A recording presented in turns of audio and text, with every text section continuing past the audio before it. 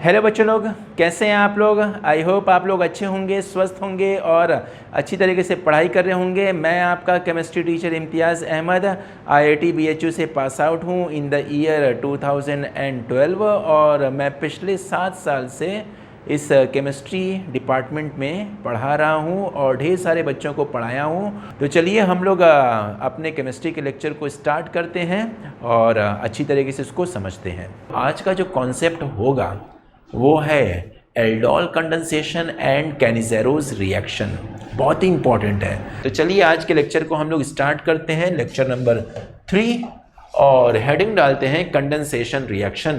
Condensation reaction में ही नाम आता है एल्डोल कंडेंसेशन। किसका?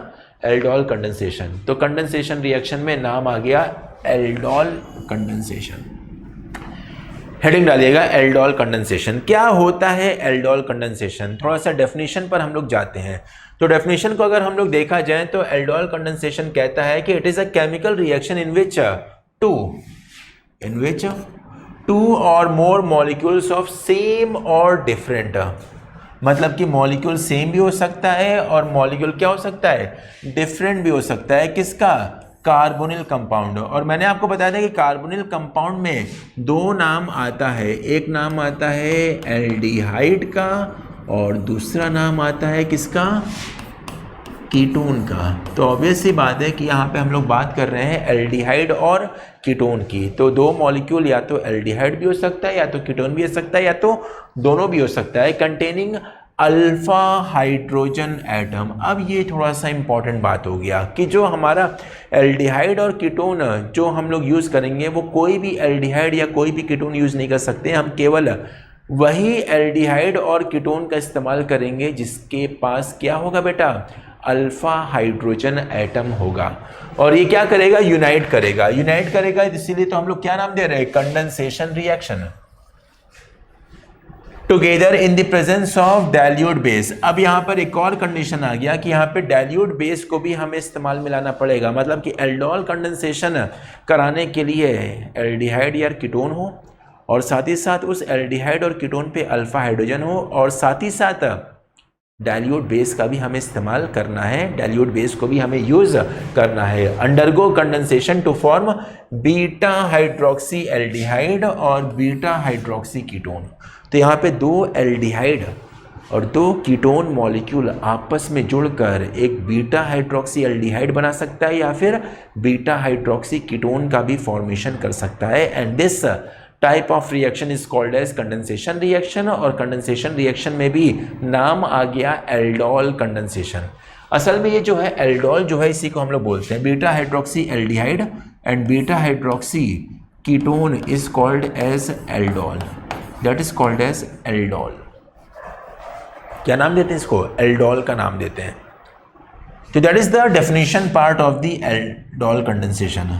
अब इसमें अगर हम कंडीशंस की बात करें कि what are the different conditions for aldol condensation. सबसे पहला कंडीशन ये होना चाहिए कि कार्बोनिल कंपाउंड के पास अल्फा हाइड्रोजन एटम होना चाहिए, जो कि मैंने आपको बता दिया कि कार्बोनिल कंपाउंड के पास अल्फा हाइड्रोजन एटम होना चाहिए। और दूसरी बात क्या है कि प्रेजेंस ऑफ डाइल्यूट एल्कली होना चाहिए। डाइल्यूट एल्कली का हम लोग इस्तेमाल करेंगे, आमतौर पे हम लोग इस्तेमाल करेंगे 10% NaOH, या फिर हम लोग सोडियम कार्बोनेट का भी इस्तेमाल कर सकते हैं। Na2CO3 का एक्वस फॉर्म भी हम लोग इस्तेमाल कर सकते हैं। 10% NaOH एक्वस के फॉर्म में इस्तेमाल कर सकते हैं।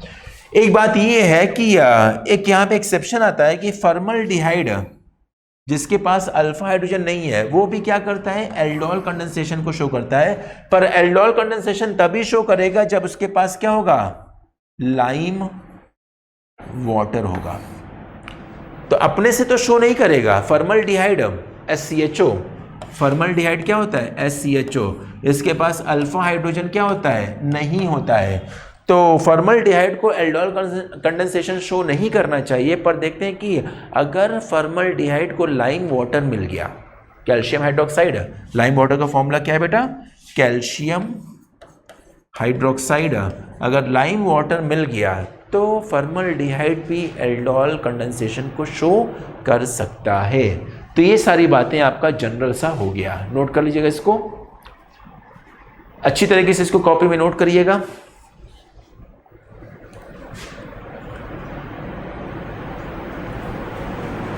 और की पॉइंट पर आप फोकस करिए। की point is very very important. जरूरी नहीं है कि आप पूरा का पूरा डेफिनेशन याद करें, बस आपको की पॉइंट याद करना है। जैसे कि एल्डोल कंडेंसेशन का की पॉइंट क्या है कि एल्डोल कंडेंसेशन जो है आपका एक कंडेंसेशन रिएक्शन है। मतलब कि कंडेंसेशन का मतलब हो गया कि दो मॉलिक्यूल को आपस में जोड़ने वाला रिएक्शन है, और इन दो मॉलिक्यूल को होना कैसा चाहिए, कार्बोनिल कंपाउंड का होना चाहिए। कार्बोनिल कंपाउंड होता क्या क्या है, एक एल्डिहाइड को हम लोग लेते हैं और एक कीटोन को लेते हैं। तो क्या सारे के सारे एल्डिहाइड और कीटोन को ले सकते हैं? बिल्कुल नहीं, हम लोग केवल उन्हीं एल्डिहाइड और कीटोन को यूज करेंगे जिसके पास अल्फा हाइड्रोजन है। और साथ ही साथ हम लोग यहाँ पे वेरी डाइल्यूट बेस का भी इस्तेमाल करेंगे। 10% NaOH will do the job. तो इस तरीके से हमें एल्डोल कंडेंसेशन मिल जाता है। और एल्डोल कंडेंसेशन का एंड प्रोडक्ट क्या होता है, एल्डोल होता है। और इस एल्डोल का मतलब क्या होता है, that is called as beta hydroxy aldehyde. मतलब कि बीटा कार्बन पर OH ग्रुप या बीटा हाइड्रोक्सी कीटोन, कीटोन के बीटा कार्बन पर आपका OH ग्रुप, तो that will be called as aldol condensation. और कंडीशन आपने नोट कर लिया होगा, तो जल्दी से इसको नोट करिएगा। 1 मिनट का समय देता हूं, जल्दी से इसको नोट करिए।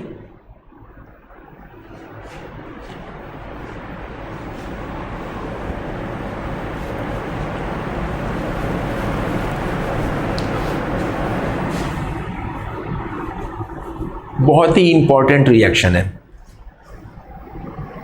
चलिए आगे मूव करते हैं। जैसे कि एक रिएक्शन को देखते हैं एल्डोल कंडेंसेशन का, and the reaction is this CH3CHO CH3CHO। मतलब कि हम लोग एसिटल्डिहाइड का इस्तेमाल कर रहे हैं, और एसिटल्डिहाइड का हमने 2 मॉलिक्यूल लिया। एसिटल्डिहाइड का हमने क्या लिया, 2 मॉलिक्यूल लिया है, CH3CHO। अब यहाँ पे देख रहे हैं कि अल्फा कार्बन मौजूद है, और अल्फा कार्बन पे अल्फा हाइड्रोजन की संख्या कितनी है, 3 है। यहाँ पे भी 3 है, और यहाँ पे भी क्या है, 3 है। तो यहाँ पे भी अल्फा हाइड्रोजन की संख्या जो है वो 3 है। तो दोनों एल्डिहाइड में अल्फा हाइड्रोजन 3 है, और हमने यहाँ पे 10% NaOH के साथ रिएक्ट कर दिया, एक्वस है, जिसकी वजह से यहाँ पे क्या बन जाता है, बीटा हाइड्रोक्सी एल्डिहाइड। बीटा देखिए है, अल्फा कार्बन हो गया, ये बीटा कार्बन हो गया, तो ये आपको मिल गया बीटा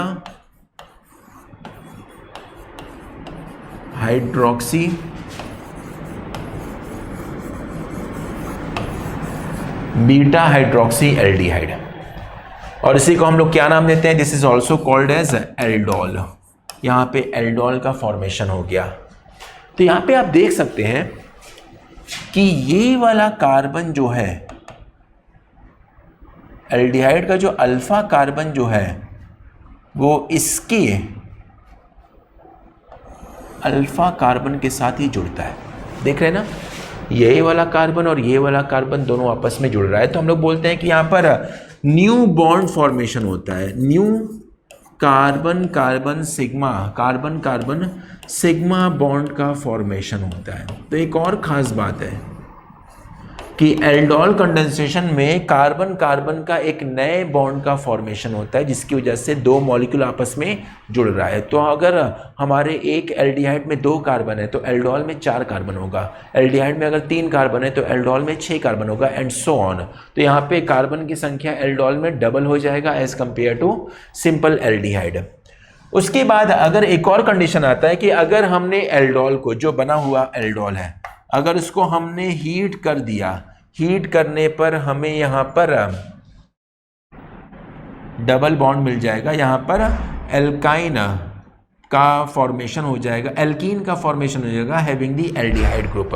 तो हीट करने पर यहाँ पे आपको वाटर मॉलिक्यूल का रिमूवल हो जाएगा। और ये जो है प्रोसेस जो है वो बार बार रिपीट करता है, और जब बार बार रिपीट करता है, मैनी टाइम्स ये रिपीट करता है, तो जब ये बार बार रिपीट करता है, इस प्रोसेस को हम लोग बार बार रिपीट कराएंगे, तो यहाँ पे हमें क्या मिल जाएगा, रेजिन्स का फॉर्मेशन मिल जाएगा। This will form the resins formation. जैसे कि यहाँ पे देखिएगा, अब ये वाला अल्फा कार्बन का हाइड्रोजन है, तो ये वाला कार्बन जो है दूसरे एल्डिहाइड के कार्बन के साथ जुड़ेगा, वो दूसरे एल्डिहाइड का कार्बन तीसरे एल्डिहाइड के कार्बन के साथ जुड़ेगा। मतलब कि अगर हमने एल्डिहाइड को अधिक मात्रा में ले लिया और रिएक्शन को कराते गए तो हमें यहाँ पर एंडलेस प्रोडक्ट मिलता जाएगा, एक लंबे से चेन का फॉर्मेशन होगा। और जब लंबे से चेन का फॉर्मेशन होगा तो उसको जब हम लोग हीट करेंगे, वाटर का रिमूवल करेंगे, तो यहाँ पे हमें रेजिन्स का फॉर्मेशन मिलता जाएगा, एक लॉन्ग मॉलिक्यूलर स्ट्रक्चर बनेगा। तो that is the simple reaction या फिर in short reaction of the aldol condensation. Note करिएगा इसको।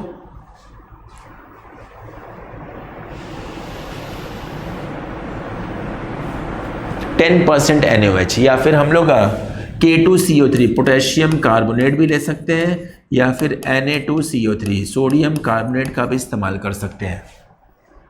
बीटा हाइड्रोक्सी एल्डिहाइड बनेगा और बीटा हाइड्रोक्सी एल्डिहाइड को जब हम लोग हीट करेंगे तो यहाँ पर डबल बॉन्ड का फॉर्मेशन होगा हैविंग एल्डिहाइड ग्रुप।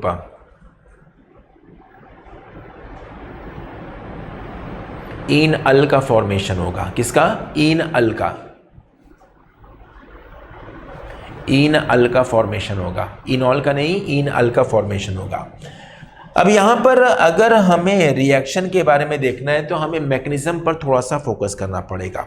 एक बार हम लोग मैकेनिज्म पे फोकस करेंगे, एक बार मैकेनिज्म समझ में आ गया उसके बाद हम लोग शॉर्टकट तो अपने आप बना लेंगे कि कैसे होता है। जैसे कि यहाँ पे जब मैकेनिज्म की बात करते हैं तो फॉर एग्जांपल हम पिछले एग्जांपल को ही लेके चलते हैं। हमने लिया था वहाँ पे क्या, CH3CHO और इसको हमने किससे रिएक्ट कराया था? NaOH के साथ रिएक्ट कराया था। किसके साथ? NaOH के साथ रिएक्ट कराया था। तो जो NaOH है ये आपका स्ट्रॉन्ग इलेक्ट्रोलाइट है।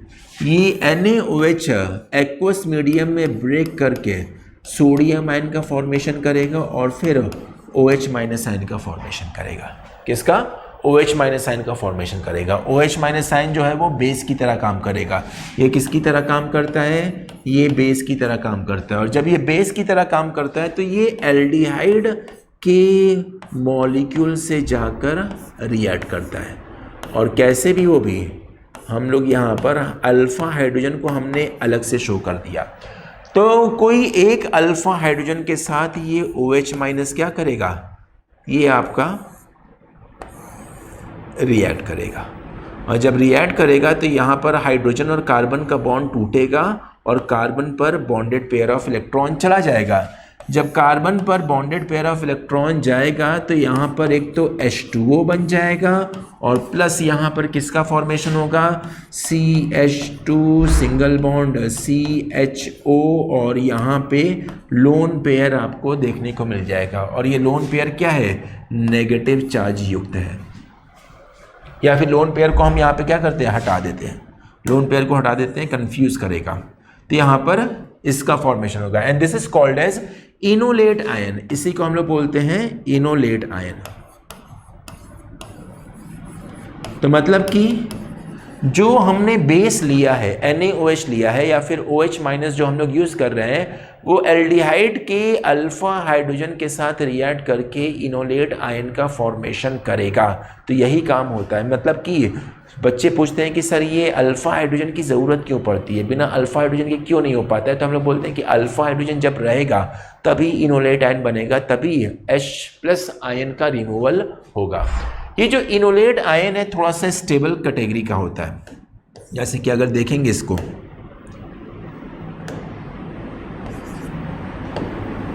डबल बॉन्ड O और ये H, ये आपका रेजोनेंस स्टेबलाइज्ड है। क्या है बेटा? ये रेजोनेंस स्टेबलाइज्ड है। और रेजोनेंस स्टेबलाइज्ड कैसे है? कुछ इस तरीके से रेजोनेंस स्टेबलाइज्ड है। ये इधर जाएगा और ये इधर जाएगा और जब ये इधर जाएगा और वो उधर जाएगा तो यहाँ पे आपको मिल जाएगा CH2 डबल बॉन्ड CO- और ये हो गया H।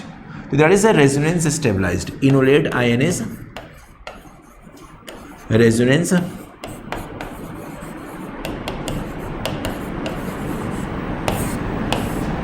Resonance stabilised.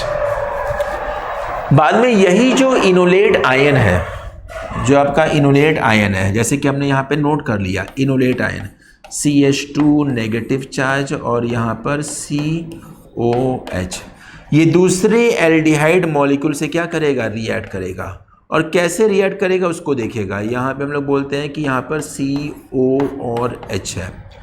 अब यहाँ पे देखिए ये जो है आपका किसकी तरह काम कर रहा है, ये काम करेगा एक न्यूक्लियोफाइल की तरह काम करेगा। और जब ये न्यूक्लियोफाइल की तरह काम करेगा तो इस मॉलिक्यूल में न्यूक्लियोफाइल अटैकिंग सेंटर क्या है, कार्बन है, क्योंकि ऑक्सीजन और कार्बन के बीच का बॉन्ड पोलराइज है। यहाँ पे पाई बॉन्ड जो है वो इलेक्ट्रोमेरिक इफेक्ट को शो करेगा, और जब इलेक्ट्रोमेरिक इफेक्ट को शो करेगा तो बॉन्ड पाई बॉन्ड टूटकर ऑक्सीजन पे जाएगा, और जब पाई बॉन्ड टूट के ऑक्सीजन पे जाएगा तो यहाँ वाला जो नेगेटिव चार्ज है या यहाँ वाला जो इलेक्ट्रॉन है वो किस पर जाएगा, कार्बन पे अटैक करेगा। जब ये कार्बन पे अटैक करेगा तो यहाँ पे आपको मिल जाएगा क्या, CH3, फिर सिंगल बॉन्ड CO नेगेटिव, और फिर यहाँ पर H लिख देंगे, फिर यहाँ पे हो जाएगा CH2, फिर यहाँ पर CHO, इसका फॉर्मेशन हो जाएगा। अब यहाँ पे तो है वो अनायन का फॉर्मेशन हो गया। किसका फॉर्मेशन हो गया, अनायन का फॉर्मेशन हो गया। और जब अनायन का फॉर्मेशन हो गया तो इसके साथ अब क्या होगा, वाटर मॉलिक्यूल रिएक्ट करेगा in the presence of H2O।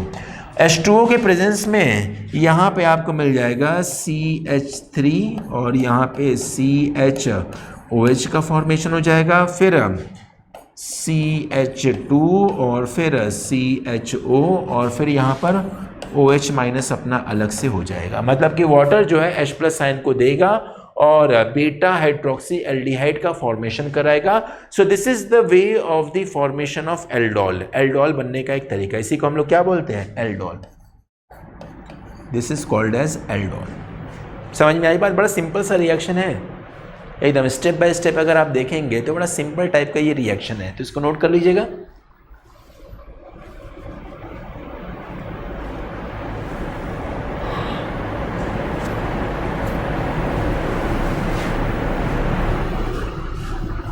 Note कर लीजिए, इसको अच्छी तरीके से समझ लीजिए, अच्छी तरीके से, और मेमोराइज कर लीजिएगा हमेशा के लिए।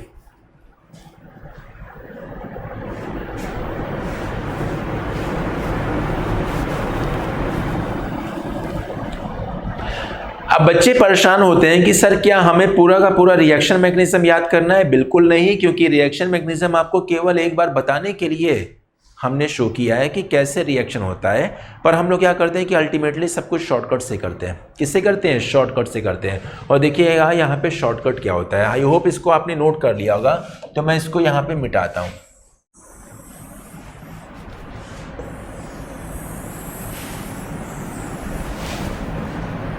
जैसे कि यहाँ पे हमने लिखा है CH3CHO, एक हम लोग लिख देते हैं CH3CHO, और दूसरा हमने क्या लिखा है CH3CHO, तो यहाँ पे हमने लिख दिया CH2 और यहाँ पर हमने लिख दिया CHO। अब यहाँ पे ध्यान दीजिएगा कि एल्डोल कंडेंसेशन में कौन कौन सा कार्बन आपस में जुड़ता है, वो इंपॉर्टेंट बात है कि एल्डोल कंडेंसेशन जब होता है तो कौन कौन सा कार्बन आपस में जुड़ता है। 2 कार्बन जुड़ता है, और 2 कार्बन में से एक कार्बन एल्डिहाइड का कार्बन होगा और दूसरा कार्बन अल्फा कार्बन होगा। जैसे कि यहां पे देखिएगा,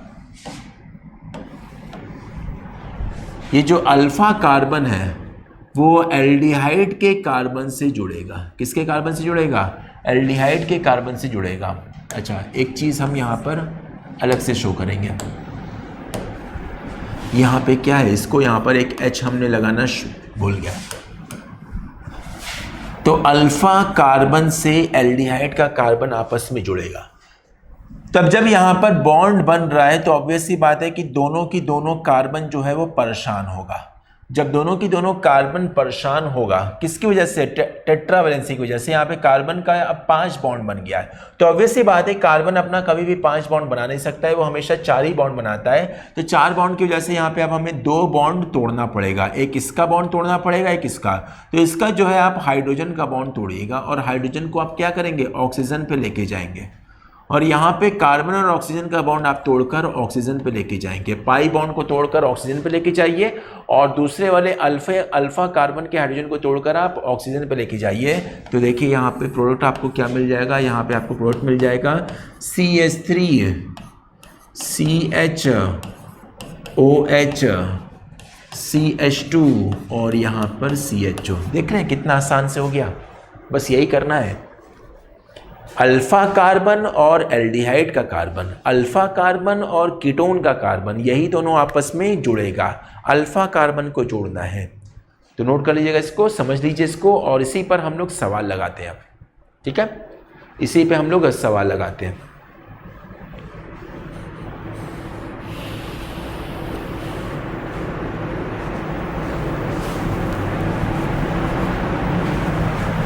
आई होप नोट कर लिया होगा। Moving to next question part पे आते हैं। ये है 4 रिएक्शंस हैं और इन चारों रिएक्शंस का आपको एंड प्रोडक्ट लिखना है, एल्डोल का फॉर्मेशन कराना है। तो ट्राई करिए। 4 इक्वेशन है, तो 4 इक्वेशन को करने के लिए मैं आपको 2 मिनट का समय देता हूँ। 2 मिनट आपके पास है, 2 मिनट में जितना हो सकता है उतना आप कोशिश करिए और अच्छी तरीके से इसका आंसर नोट करिए।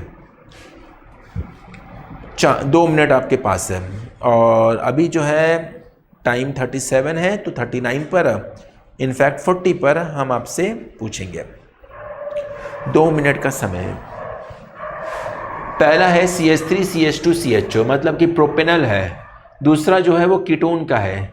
तीसरा जो है आपका एल्डिहाइड और कीटोन दोनों है। और चौथा जो है वो कीटोन है एक ही मॉलिक्यूल में। तो हमें 4 अलग अलग तरह का रिएक्शन दिया गया है।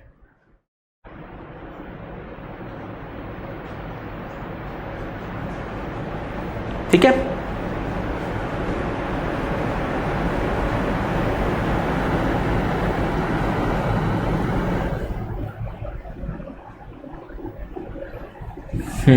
नोट करिएगा, जल्दी से बनाइए।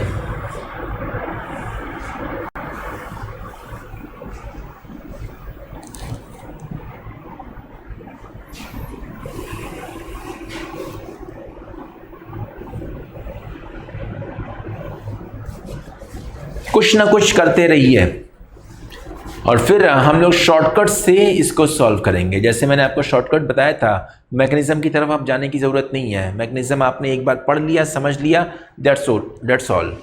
अब हम लोग शॉर्टकट से सब कुछ करेंगे। जैसे कि पहला वाला देखिए, CH3 CH2 CHO, दोनों मॉलिक्यूल को हम लोग लिख देते हैं। तो सबसे पहले हमने इसको लिख दिया CH3 CH2 और फिर हमने क्या कर दिया CHO। एल्डिहाइड का कार्बन जुड़ेगा, तो हमने कार्बन को एक एंड पर हमने छोड़ दिया और दूसरे एल्डिहाइड का अल्फा कार्बन जुड़ेगा। तो यहाँ पे आपका क्या है CHO है और इधर हमने अल्फा कार्बन को मार्क कर लिया। किसको? Alpha carbon. CH2 है तो CH के साथ एक हाइड्रोजन हमने ऊपर लगा दिया और यहाँ पे क्या कर दिया CH3 कर दिया। तो देखिए यहाँ पर हमने अल्फा कार्बन को ले आए एंड पर और यहाँ पे एल्डिहाइड के कार्बन को एंड पे ले आए। तो हम लोग क्या करेंगे, दोनों के बीच में बॉन्ड बनाएंगे और जब दोनों के बीच में बॉन्ड बनाएंगे तो यहाँ पर हाइड्रोजन को यहाँ से हटाकर ऑक्सीजन पे लेके जाएंगे और जब ऑक्सीजन पे लेके जाएंगे तो कार्बन ऑक्सीजन के पाई बॉन्ड को तोड़कर ऑक्सीजन पे लेके जाएंगे। तो इस वजह से देखिए यहाँ पर प्रोडक्ट क्या बनेगा, यहाँ पे प्रोडक्ट आपका बन जाएगा CH3 CH2 CHOH CH, यहाँ पे CH3 और ये हो जाएगा CHO। देखिए कितना आसानी से हो गया एल्डोल कंडेंसेशन। एल्डोल का फॉर्मेशन हमने करा दिया, एल्डोल कंडेंसेशन। अब यहाँ पे देखिएगा कि ये जो एल्डोल कंडेंसेशन है सेम मॉलिक्यूल में हो रहा है, क्योंकि सेम मॉलिक्यूल में हो रहा है तो इसको हम लोग बोलते हैं, this is called as simple aldol condensation. Simple aldol condensation. Simple aldol condensation. दो तरह का एल्डोल कंडेंसेशन होता है, एक होता है सिंपल और दूसरा होता है मिक्स या फिर क्रॉस। मिक्स या फिर क्रॉस। तो अगर दोनों कार्बोनिल ग्रुप एक जैसे हैं, दोनों कार्बोनिल कंपाउंड एक जैसे हैं तो सिंपल। अगर दोनों कार्बोनिल कंपाउंड अलग अलग जैसे हैं तो उसको हम लोग बोलते हैं क्रॉस या फिर मिक्स्ड एल्डोल कंडेंसेशन। ये आपका सिंपल एल्डोल कंडेंसेशन का केस है। तो आपने इसको पहले वाले को तो आपने देख लिया, उसी के आधार पे आप लोग दूसरे वाले का आंसर बताइए। जल्दी से दूसरे वाले का आंसर बताइए, जल्दी से, इंतज़ार कर रहे हैं आपका। And your time starts now. 1 minute का समय है और जल्दी से दूसरे वाले का आंसर बताइए।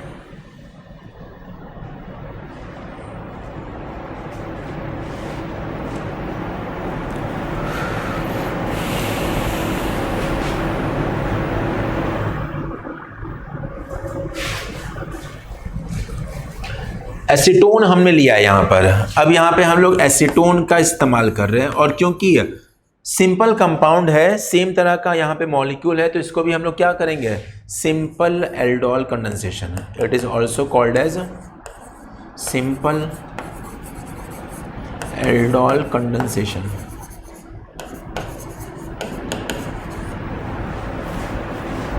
तो देखते हैं यहाँ पे क्या प्रोडक्ट बनेगा।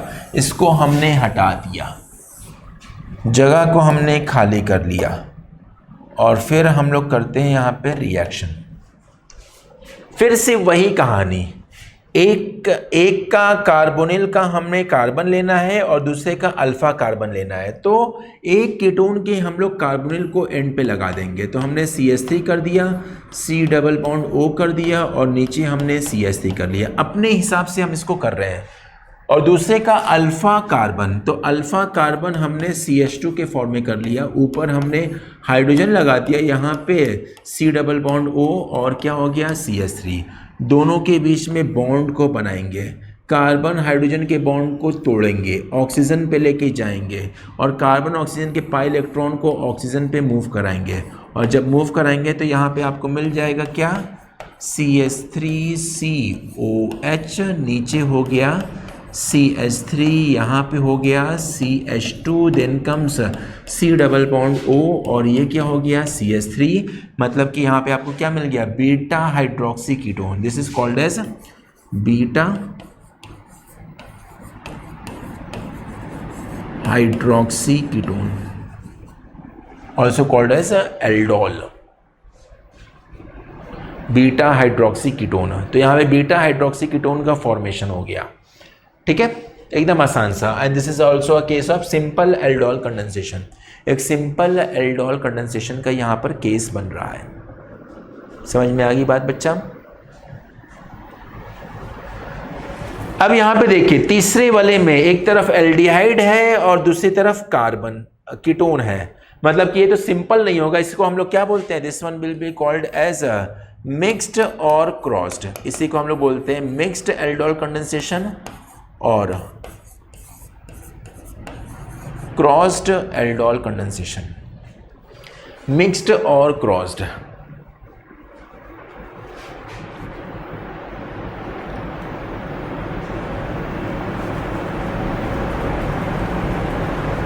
अब यहां पर हमें देखना है कि यहां पे प्रोडक्ट क्या बनेगा। यहां पर वैसे मल्टीपल प्रोडक्ट का फॉर्मेशन होगा। अगर देखा जाए तो यहां पर आपको 3 प्रोडक्ट का फॉर्मेशन हो सकता है, इनफैक्ट 4 प्रोडक्ट का फॉर्मेशन हो सकता है। मतलब कि एक एल्डिहाइड दूसरे एल्डिहाइड से जुड़े, एक कीटोन दूसरे कीटोन से जुड़े, एक एल्डिहाइड कीटोन से जुड़े और एक कीटोन एल्डिहाइड से जुड़े। यहाँ पे 4 प्रोडक्ट का फॉर्मेशन हो सकता है। तो इस वजह से इसको हम लोग क्या बोलते हैं, मिक्स्ड एल्डोल कंडेंसेशन। क्या बोलते हैं बच्चा लोग, we will be calling it as a mixed aldol condensation. तो देखते हैं यहाँ पे क्या क्या प्रोडक्ट का फॉर्मेशन होगा। एक बार आप लोग ट्राई करिए। अब देखिए यहाँ पर क्या है कि जब हम लोग बीकर में एल्डिहाइड ले रहे हैं और सेम बीकर में कीटोन ले रहे हैं, तो ऑब्वियस सी बात है कि वहाँ पर एल्डिहाइड और कीटोन का ढेर सारा मॉलिक्यूल होगा। ज़रूरी नहीं है कि एल्डिहाइड का केवल एक ही मॉलिक्यूल हो या फिर कीटोन का केवल एक ही मॉलिक्यूल है। तो बीकर में एल्डिहाइड का ढेर सारा मॉलिक्यूल होगा और कीटोन का ढेर सारा मॉलिक्यूल होगा। तो इस वजह से यहाँ पे 4 पॉसिबिलिटीज़ बनती है। एल्डिहाइड एल्डिहाइड के साथ जुड़े, कीटोन कीटोन के साथ जुड़े, एल्डिहाइड कीटोन के साथ जुड़े या फिर कीटोन एल्डिहाइड के साथ जुड़े। 4 केस यहाँ पे हो सकता है। बच्चे सोच रहे होंगे सर ये क्या, एल्डिहाइड कीटोन के साथ जुड़े या फिर कीटोन एल्डिहाइड के साथ जुड़े। बात तो सेम ही है, पर हम लोग बोलते हैं कि बात सेम नहीं है, क्योंकि यहाँ पर एक मॉलिक्यूल के कार्बोनिल का कार्बन और दूसरे मॉलिक्यूल का अल्फा कार्बन आपस में जुड़ रहा है। तो अगर एल्डिहाइड के कार्बोनिल का कार्बन और कीटोन का अल्फा कार्बन जुड़ेगा, एक अलग प्रोडक्ट मिलेगा, या फिर कीटोन के कार्बोनिल का कार्बन और एल्डिहाइड का अल्फा कार्बन जुड़ेगा, तो वहाँ पे भी क्या आपको एक अलग प्रोडक्ट मिलेगा। तो देखिए यहाँ पे मैं प्रोडक्ट बनाता रहता हूँ कि अगर एल्डिहाइड एल्डिहाइड जुड़ेगा तो यहाँ पे आपको मिल जाएगा, एल्डिहाइड एल्डिहाइड जुड़ेगा तो आपको मिल जाएगा CH3COH, फिर यहाँ पे हो जाएगा CH2 और यहाँ पे CHO। ये कब, जब एल्डिहाइड प्लस एल्डिहाइड हुआ, एल्डिहाइड प्लस एल्डिहाइड हुआ। जब कीटोन कीटोन जुड़ेगा तो देखिए क्या बनेगा, CH3COH, नीचे हो जाएगा CH3, यहाँ पे हो जाएगा CH2 और यहाँ पे हो जाएगा COCH3। ये कब बनेगा, जब कीटोन कीटोन के साथ जुड़ेगा, कीटोन प्लस कीटोन। तीसरा, एल्डिहाइड और कीटोन जुड़ेगा तो हम एक यहाँ पे कर सकते हैं कि CH3COH, यहाँ पे H हो गया, यहाँ पर CH2 हो गया, यहाँ पर COCH3, एल्डिहाइड का कार्बन और अल्फा कार्बन। तो ये क्या हो गया, एल्डिहाइड प्लस कीटोन।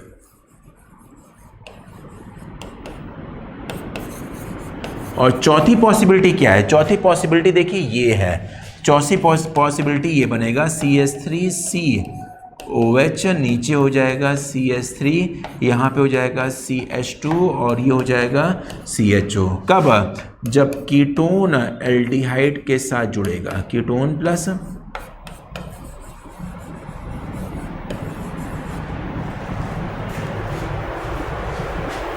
समझ में आई बात बच्चा।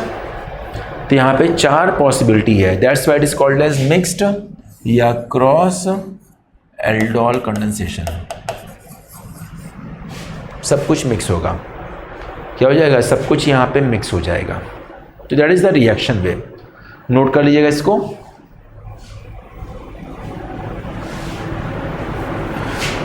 And these 3 are called as intermolecular aldol condensation। इसी को हम लोग बोलते हैं intermolecular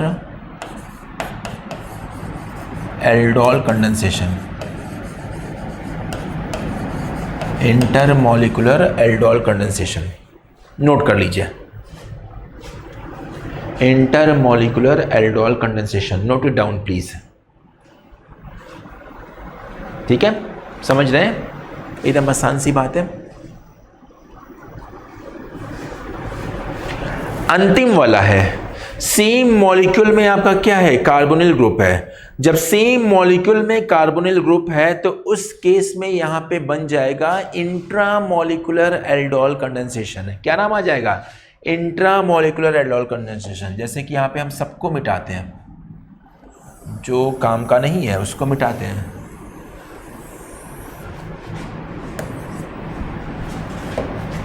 This will be case of intramolecular aldol condensation। Intramolecular aldol condensation, जैसे कि यहाँ पे हम इसको सही तरीके से नोट करते हैं। हमने यहाँ पे CH3 कर दिया, यहाँ पर C डबल बॉन्ड O कर दिया, और फिर हमने क्या किया, यहाँ पर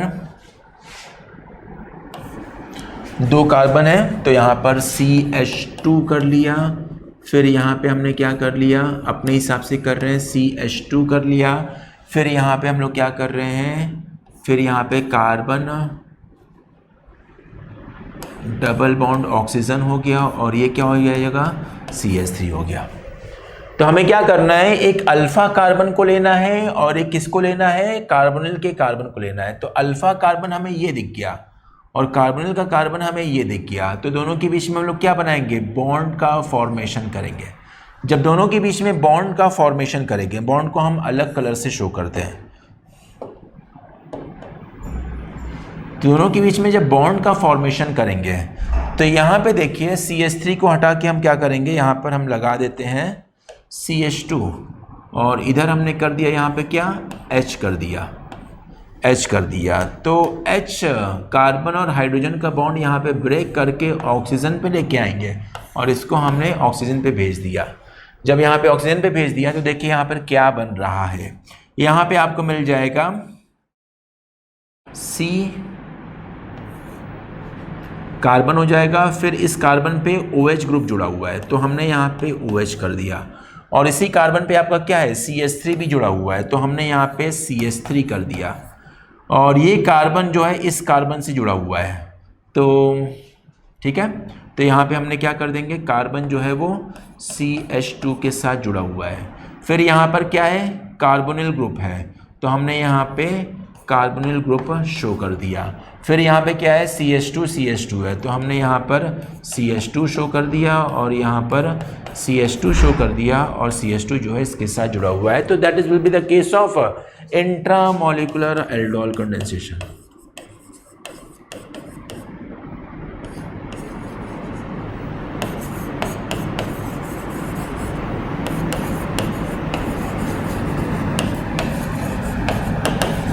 नोट कर लीजिएगा, इंट्रामोलिकुलर एल्डोल कंडेंसेशन। कितने कार्बन का रिंग बना, 1 2 3 4 5, 1 2 3 4 5, 5 कार्बन का रिंग बना।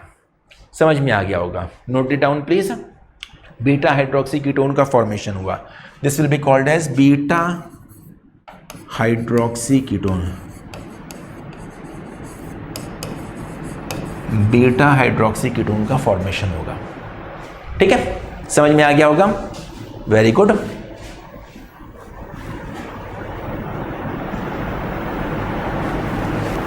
बढ़िया, नोट इट डाउन प्लीज।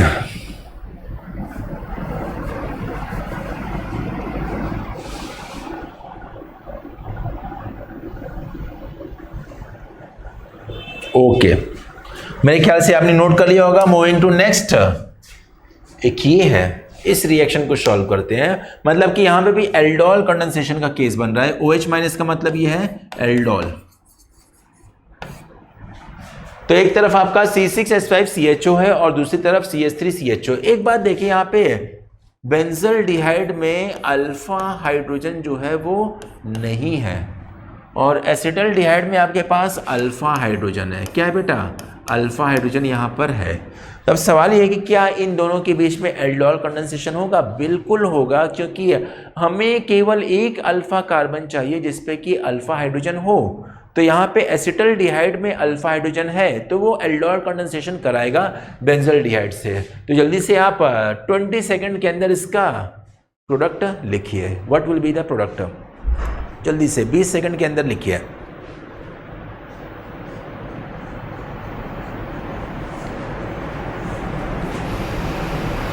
देखिएगा, टेक्निक को यूज करते हैं, जैसे मैंने आपको बताया था ठीक उसी तरीके से हम लोग यहाँ पे क्वेश्चन को सॉल्व करेंगे।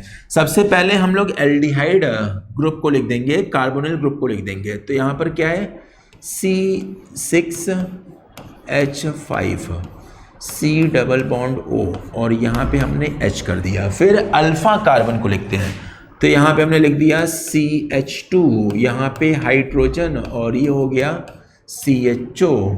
तो हम लोग क्या करेंगे कि दोनों कार्बन को आपस में जोड़ेंगे। हमने जोड़ दिया, हाइड्रोजन को ऑक्सीजन पे लेके गए, और उसको कराने के लिए हमें पाई बॉन्ड को तोड़ना पड़ेगा। जब पाई बॉन्ड को तोड़ें तो हमें मिल गया यहाँ पे एल्डोल, C6H5 COH, H तो रहेगा ही रहेगा, यहाँ पर CH2 और यहाँ पर CHO। अब देखिए, अगर इसको एक स्टेप और हीट करते हैं, हीट करेंगे तो यहाँ पे डिहाइड्रेशन होगा, और जब डिहाइड्रेशन यहाँ पे हो जाएगा तो बन जाएगा C6H5, फिर CH डबल बॉन्ड, फिर यहाँ पे हो जाएगा CH single bond CHO, and this will be called as what, cinnamaldehyde. तो यहाँ पे सिनेमल्डिहाइड डिहाइड का फॉर्मेशन हो जाएगा। किसका बेटा? सिनेमल डिहाइड का फॉर्मेशन हो जाएगा। समझ में आई बात बच्चा? तो ये हो जाएगा आपका। तो ज़रूरी नहीं है कि दोनों की दोनों मॉलिक्यूल में अल्फा हाइड्रोजन हो, केवल एक ही मॉलिक्यूल में अल्फा हाइड्रोजन है तो वो भी अपना काम करा देगा और दूसरे मॉलिक्यूल के साथ एल्डोल कंडेंसेशन करेगा। यहाँ पर क्रॉस एल्डोल कंडेंसेशन हो सकता है, यहाँ पे क्रॉस एल्डोल कंडेंसेशन हो सकता है। जैसे कि एक केस ये बनेगा कि एसिटल्डिहाइड का मॉलिक्यूल दूसरे एसिटल्डिहाइड के मॉलिक्यूल के साथ जुड़े, और दूसरा केस ये है कि एसिटल्डिहाइड जो है वो बेंजल्डिहाइड के साथ जुड़े। इसका उल्टा नहीं हो सकता है, बेंजल्डिहाइड एसिटल्डिहाइड के साथ नहीं जुड़ सकता है क्योंकि बेंजल्डिहाइड के पास अल्फा कार्बन पर कोई भी अल्फा हाइड्रोजन नहीं है, तो उल्टा केस नहीं हो सकता है। यहाँ पर केवल दो तरह का प्रोडक्ट बनेगा। जैसे कि एक और प्लस कर देते हैं, एक और जो बनेगा वो ये बनेगा CH3COH HCH2 और यहाँ पर CHO। एक ये भी बनेगा और एक ये भी बनेगा, केवल दो ही प्रोडक्ट बनेगा। समझ में आई बात बच्चा? इसको नोट कर लीजिए जल्दी से इसको नोट करिए। आगे हम लोग समझते हैं कि और क्या हमें पढ़ना है। तो आज ये तीसरा लेक्चर है और चौथे लेक्चर में, कल के लेक्चर में हम लोग एल्डिहाइड और कीटोन को पूरी तरीके से ख़त्म कर देंगे क्योंकि अब बहुत ही छोटे छोटे रिएक्शंस बचे हुए हैं, इंपॉर्टेंट हैं, पर उसको हम लोग कल देख के ख़त्म कर लेंगे। नोट कर लिया होगा?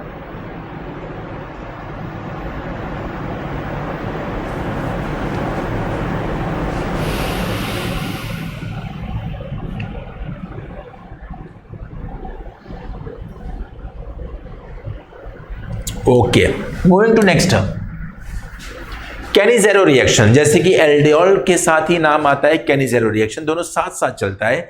तो आज हम लोग कैनिज़ेरो रिएक्शन के बारे में भी थोड़ा बहुत पढ़ लेते हैं, टाइम अभी बचा हुआ है तो हम लोग कैनिज़ेरो रिएक्शन को भी देख लेते हैं। What is the Cannizzaro reaction? पहले डेफिनेशन पॉइंट ऑफ व्यू देखते हैं कि क्या है। Formaldehyde, benzaldehyde and other aldehyde containing no alpha hydrogen. बस यही कंडीशन आपको याद करना है। कोई भी एल्डिहाइड है जिनके पास अल्फा हाइड्रोजन नहीं है वो कैनिज़ेरो रिएक्शन देता है। पहला condition, this will be the first condition कि कैनिज़ेरो रिएक्शन कौन देता है? कैनिज़ेरो रिएक्शन केवल एल्डिहाइड देता है। कौन सा एल्डिहाइड देता है? केवल वह एल्डिहाइड देता है जिसके पास अल्फा हाइड्रोजन नहीं है। और कैनिज़ेरो रिएक्शन के लिए करना क्या पड़ता है? यहाँ पर कंसंट्रेटेड एल्कली सॉल्यूशन का हमें इस्तेमाल करना पड़ता है। एल्डोल और कैनिज़ेरो रिएक्शन बिल्कुल अपोजिट है। एल्डोल कंडेंसेशन ऐसा एल्डिहाइड देगा जिसके पास अल्फा हाइड्रोजन हो, कैनिज़ेरो रिएक्शन अल्फा हाइड्रोजन ना हो। एल्डोल कंडेंसेशन डाइल्यूट बेस के प्रेजेंस में होता है और ये आपका कंसंट्रेटेड बेस के प्रेजेंस में होता है। Undergo कैनिज़ेरो reaction. और इसमें होता क्या है? वन मॉलिक्यूल जो है वो ऑक्सीडाइज करता है कार्बोक्सिलिक एसिड में और दूसरा मॉलिक्यूल जो है वो रिड्यूस करता है प्राइमरी अल्कोहल में। ऑब्वियस सी बात है कि यहाँ पर किस तरह का रिएक्शन है? ऑक्सीडेशन रिडक्शन रिएक्शन है। अगर एक मॉलिक्यूल का ऑक्सीडेशन हो रहा है तो दूसरा मॉलिक्यूल क्या करेगा? रिडक्शन प्रोसेस को शो करेगा। तो ऑक्सीडेशन रिडक्शन रिएक्शन को ये शो करता है। ठीक है, तो that is the case of कैनिज़ेरो reaction. जैसे कि एग्जांपल ये है, हमने फॉर्मल्डिहाइड लिया, कोई भी अल्फा हाइड्रोजन नहीं है, इसको हमने कंसंट्रेटेड NaOH के साथ ट्रीट किया। ये क्या बनाएगा? कैनिज़ेरो रिएक्शन को शो करेगा और जब कैनिज़ेरो रिएक्शन को शो करेगा तो एक आपको मिल जाएगा sodium salt of carboxylic acid और दूसरा मिल जाएगा अल्कोहल।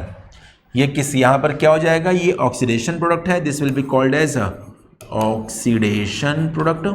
एल्डिहाइड ऑक्सीडाइज कर रहा है, ऑक्सीडेशन प्रोडक्ट। और ये आपका क्या है?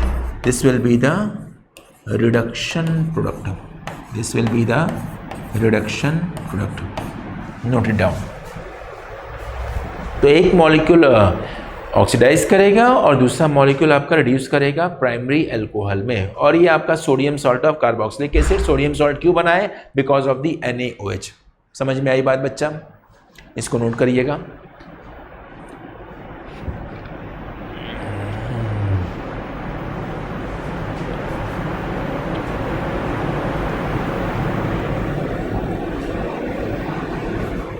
बड़ा आसान सा है। दोनों को हम लोग कंट्रास्टिंग वे में हम लोग शो कर सकते हैं। कंट्रास्टिंग वे में कैसे शो कर सकते हैं? एल्डोल और केनिज़ेरो लगभग एक ही जैसा दिखता है, बस दोनों अपोजिट है। एल्डोल में डाइल्यूट बेस का इस्तेमाल करते हैं, केनिज़ेरो में कंसनट्रेटेड बेस 50% NaOH। एल्डोल में अल्फ़ा हाइड्रोजन होना चाहिए, केनिज़ेरो में अल्फ़ा हाइड्रोजन नहीं होना चाहिए।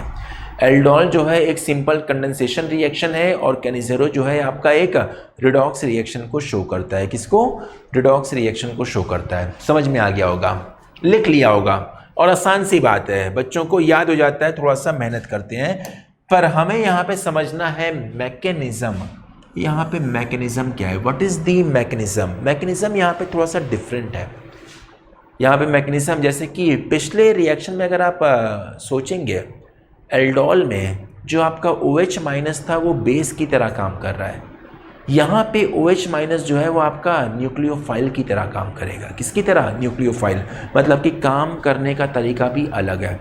इन aldol OH minus will be acting like a base, but in केनिज़ेरो OH minus ion will be acting like a nucleophile।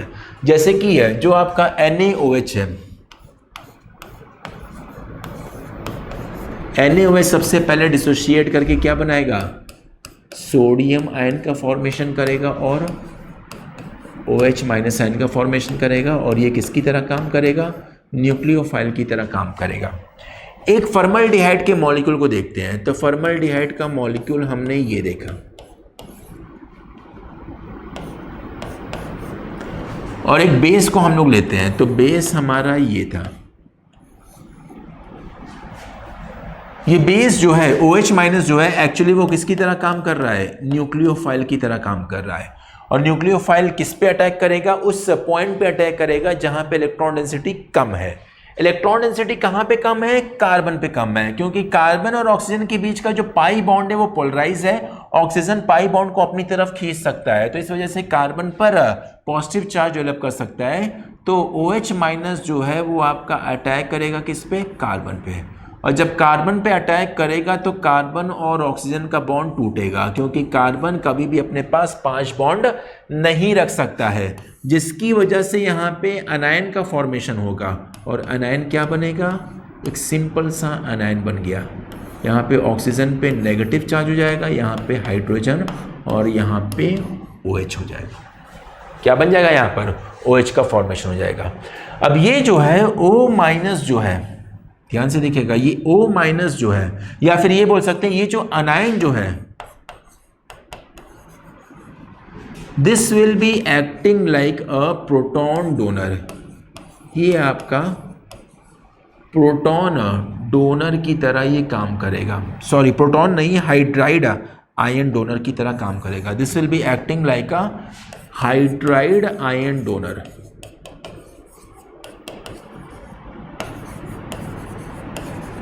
अब कैसे ये हाइड्राइड आयन डोनर की तरह काम करेगा उसको हम लोग दूसरे मॉलिक्यूल से देखते हैं।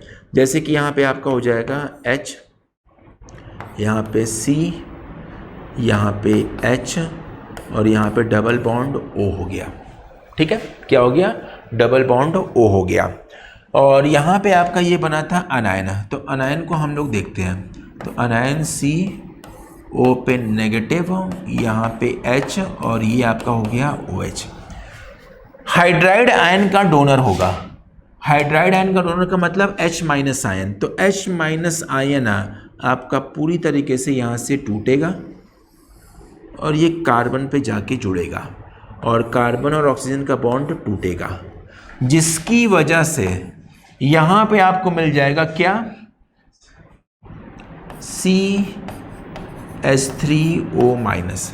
क्या बन जाएगा? CH3, कार्बन 1 2 3 3 हाइड्रोजन और O माइनस, और प्लस यहाँ पे क्या बनेगा? यहाँ पे आपको मिल जाएगा कार्बन है, फिर OH है, फिर यहाँ पे H है, और यहाँ पे क्या है? O पे नेगेटिव है, यहाँ पे पॉजिटिव है। तो तुरंत क्या करेगा? ये आपका यहाँ पे बॉन्ड बनाएगा, और जब ये बॉन्ड बनाएगा तो यहाँ पे आपको मिल जाएगा क्या? HC डबल बॉन्ड O, और ये आपका OH हो गया, मतलब कि दो कंपाउंड का फॉर्मेशन हुआ। लिख देते हैं इसको, दो कंपाउंड कौन कौन सा फॉर्म बनेगा उसको भी हम लिख देते हैं। एक कंपाउंड आपका ये बना CH3O- और दूसरा आपका जो कंपाउंड बना वो HC डबल बॉन्ड OH होगा।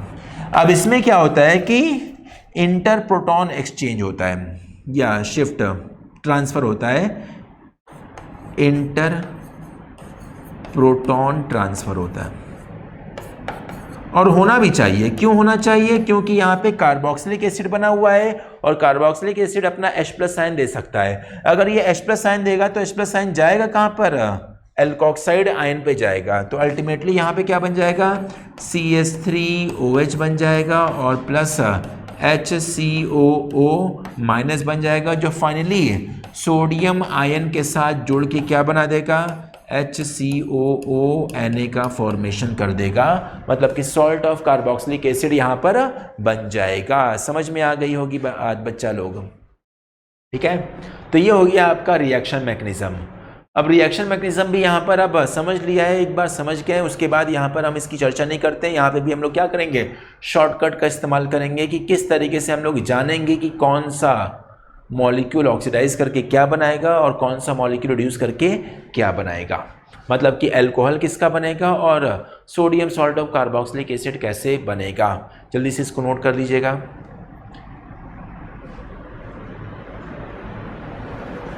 स्टेप बाय स्टेप समझते चलिए, बड़ा इंटरेस्टिंग टाइप का होता है रिएक्शन मैकेनिज्म। तो मुझे बड़ा मज़ेदार लगता है, मतलब कि जब रिएक्शन मैकेनिज्म को स्टेप बाय स्टेप समझते हैं तो लगता है कि हाँ, यहाँ पर रियल केमिस्ट्री हमें देखने को मिल रहा है, एग्जैक्ट केमिस्ट्री देखने को मिल रहा है कि यहाँ पर एटम का मूवमेंट कैसे होता है, इलेक्ट्रॉन का मूवमेंट कैसे होता है। वही जो है हमारे पूरे के पूरे केमिस्ट्री वर्ल्ड को डिसाइड करता है।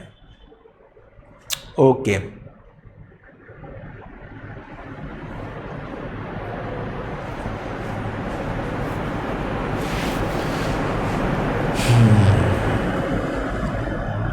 चलिए, आई होप नोट कर लिया होगा आपने।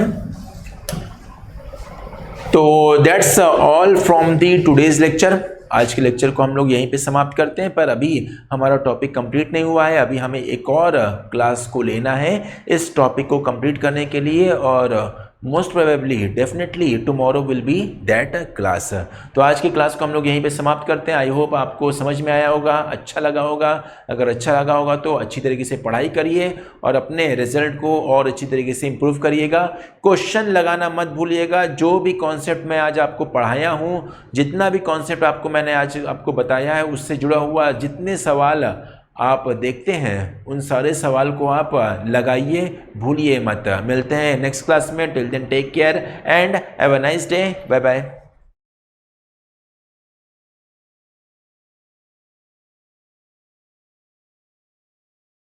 बने रहिए।